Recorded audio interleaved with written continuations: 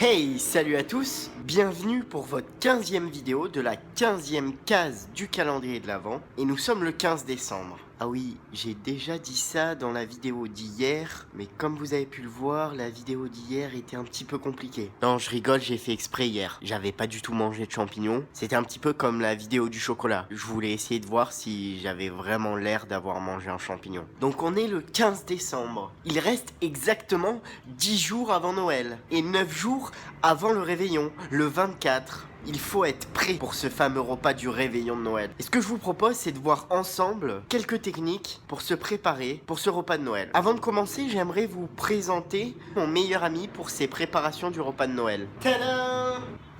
On est assortis en plus.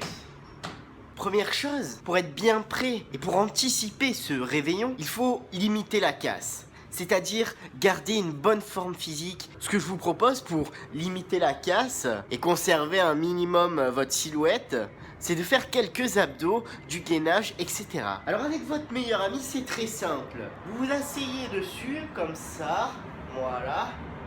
Et là, vous allez glisser comme ça. Et là, ça fait travailler les abdos, là. Oh.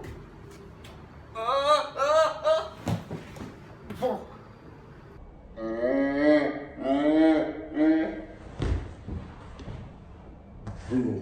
Ça, c'était la première technique, quelque chose d'un petit peu physique qui va vous faire garder et entretenir vos abdos si vous en avez. La deuxième technique, toujours avec mon meilleur ami vu qu'il est là, c'est d'améliorer votre élasticité. Qu'est-ce que j'entends par là? Bah tout simplement, comme vous allez beaucoup manger, votre ventre va se gonfler, va grossir pour pouvoir absorber toute la quantité de nourriture et du coup, ce qu'il faut, c'est travailler votre élasticité, votre souplesse ventrale pour que tout ça se passe dans les meilleures conditions possibles. Je vous montre tout de suite l'exercice à faire pour cela. Ça commence pareil, d'accord? Vous vous allongez, sauf que là, vous allez chercher le sol et là, vous faites le pont.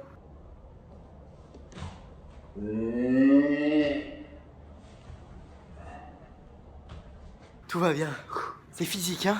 Et enfin, dernier exercice, ça va entraîner votre corps à digérer plus rapidement et ainsi à évacuer plus vite les aliments. C'est très simple également. Il vous suffit de vous asseoir sur votre meilleur ami et de sautiller.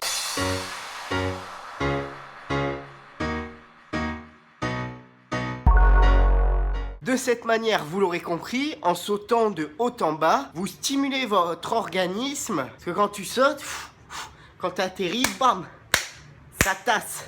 Voilà, c'était mes 3 petits exercices conseils pour vous préparer au réveillon de Noël. Si vous n'avez pas de meilleur ami, c'est pas grave, vous en avez pas forcément besoin. À demain!